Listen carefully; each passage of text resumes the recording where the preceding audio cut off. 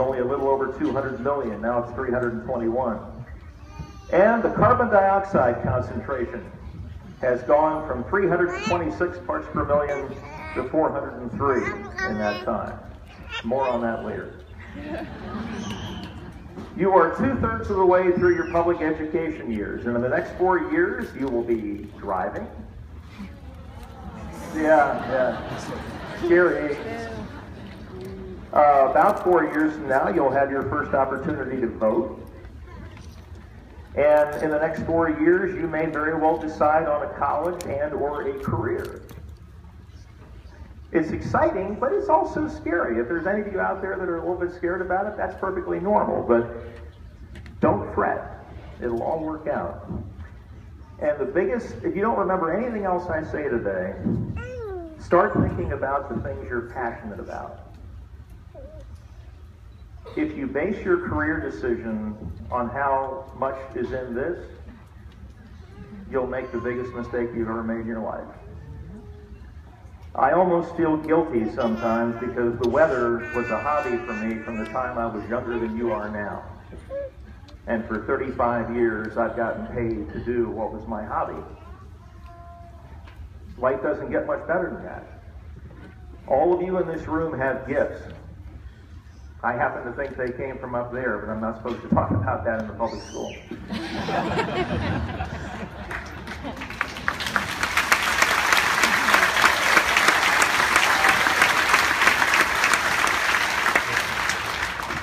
But all of you have gifts, and if you can figure out what those gifts are, and you can go to a college or a trade school and learn more about that gift, and then get paid to do that gift as an adult, that's going to be cool stuff. And my hope and prayer is that all of you have that experience over the coming years. Now, as you may or may not know, I've been doing a little traveling lately. Colorado, Alaska. And all of this is because I've done a series of reports on climate change. Now, I want to make something clear here. This day is about you. And you're going to think that when I start telling this story that this day is about me. It's not. And you'll see a method to my madness, hopefully, in a second here. So I've always been obsessed with Barrow, Alaska. Ever since I was a student at Penn State. I don't know why. I guess it was because it was the furthest north point in the United States, and it had a lot of cold and snow and all that stuff. So when I was a student at Penn State, I looked in the Yellow Pages one day under the area code section, and I found out the area code for Barrow. I then called that area code and 555-1212 information and asked for the number for the Point Barrow Chamber of Commerce. I didn't even know if they had a Chamber of Commerce, but you know, that was my only hope. And they gave me a number. The operator gave me a number. So that gave me the next 3 digits, and I made up the last 4, and I called a random number in Barrow, Alaska. And this nice man answered, and I said, hey, I'm a meteorology major at Penn State. I just was curious as to how much snow you had on the ground. And he went out and measured it and came back to the phone and told me. And this has been a 40-year dream for me to get up there, but I knew that nobody would pay for the trip if it was just a matter of me geeking out in Alaska, okay? So when the whole climate thing came around, then it's like, I can have fun and do something substantive at the same time. So I know what's going on out there right now. I have a vision in my brain. That some of you in the audience, well, okay, I got to back up here a second. 6 years ago, up until 6 years ago, I was a hardcore skeptic that man had anything to do with climate change. I thought it was ridiculous, it was an agenda. And then one day I woke up and there was a question in my mind. I still don't know to this day where the question came from. But the question was this: Greg, are you doing the same thing the people you're criticizing are doing, and that you're only looking for information to support what you already think? And after thinking about it a bit, I had to admit that, yeah, maybe not intentionally, but that's pretty much what I was doing. So I didn't change my mind that day. I simply agreed to be more open-minded and objective, or at least try to be.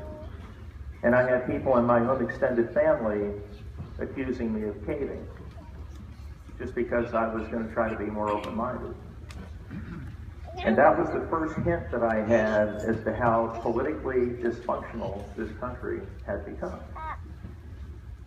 Now, I know what some of you are thinking out there. I know there's a group of you that is saying, Greg, thank the Lord you have finally come around. I'm sorry it took so long, but you're finally here. That's what's important. Welcome to the cause. And then there's another group of you in here that are saying, how could those liberals have hoodwinked you into believing the biggest hoax ever perpetrated upon mankind? And you know what? I'm only going to make one definitive statement here today, but you're both wrong. If that's what you're thinking, you're both wrong. Because what that demonstrates is an unwillingness to admit even the remotest of possibilities that you could be wrong. You're locked in. You're an ideologue, and you're pressing forward, and nothing's going to change that. That's what's wrong with this country.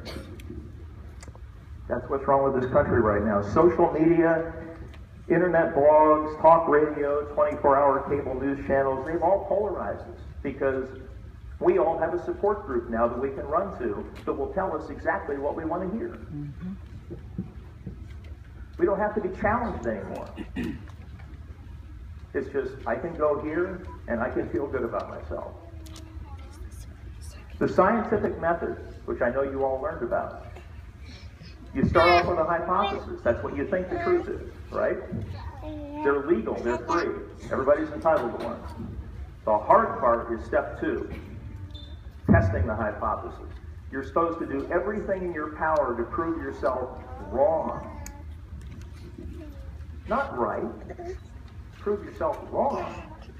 And only upon failing to do that do you accept it as your conclusion. That's how science works. And I think it would be really helpful to the world if we all thought that way too. And then we have religion and science at war. Now, for those of you that don't believe in God, I'm not excluding you from this conversation, okay? For those of you that do, why can't we look at science as being the discovery of God's creation?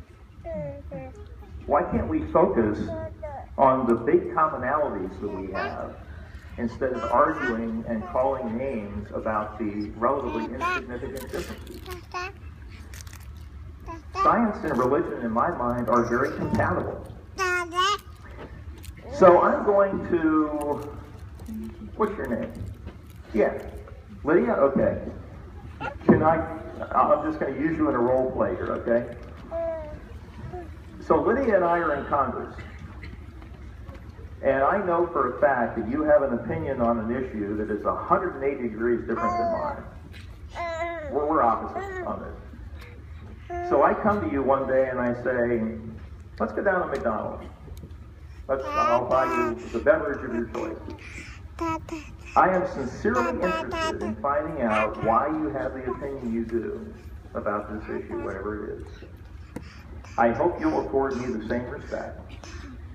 And at the end of whatever time we spend together, even if neither one of us changes our mind, we have respected each other as people.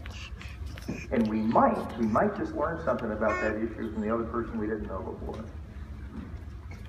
How much of that do you think goes on up in Washington today? Nada. Just a thought. So, why am I telling you all this? Because you have a chance to change the course of this country. And I know what you're thinking. We're 400 kids in a country of 300 million people. What can we possibly do? Well, those 535 elected representatives up in Washington, they think they can change the world from the top down. It doesn't work that way. The only way to really change the world is from the bottom up. And that's where you come in. When you get to high school, get to know the upperclassmen, even when you're a freshman. Don't meet them. Give them the respect they deserve, but don't be afraid to share your thoughts. Because you may say something to them, even though you're a lowly freshman, that they may think, wow, that's a pretty cool idea. And then, of course, when you get to be an upperclassman, then you'll have even more clout, and you want to then listen to the incoming freshmen, because they might have some good ideas. But if any of what I have said today makes any sense to any of you, talk about it with your classmates, your friends, your parents, your teachers, anybody else you can think of. And don't give up if your initial feedback is negative. And what I'm talking about here is just a different way of thinking. Not being so locked into one way of thinking you're not open to something being different. I'll give you one quick example, I'm almost done.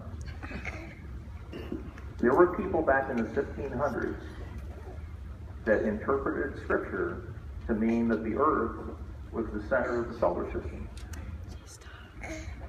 Galileo came along and said, no, I think it's the sun. And he was labeled a heretic. He lived under house arrest the rest of his life. But he was right. Now, was he anti-God? I don't think so. I think he was using his God-given mind to learn something. And we all benefited from that in the long run. Sometimes things reveal themselves in ways we don't expect. But talk to people about this different way of thinking, and don't get discouraged if the feedback is negative at first. It takes time for seeds to germinate. Keep watering them. You can do this. You up for it? All right, go get them.